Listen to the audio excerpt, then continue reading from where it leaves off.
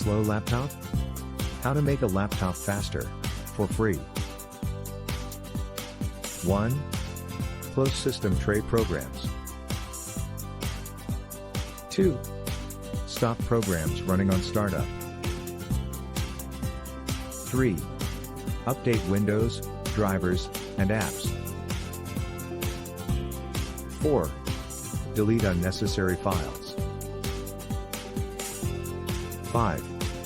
Find programs that eat up resources. 6. Adjust your power options. 7. Uninstall programs you don't use. 8. Turn Windows features on or off. 9. Run a disk cleanup.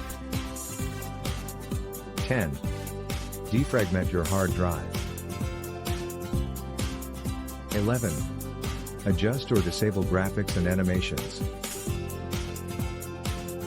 12. Check for malware. 13. Disable Cortana. 14.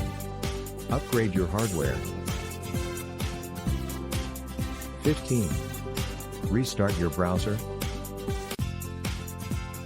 16. Close your browser tabs. 17. Try a different antivirus program.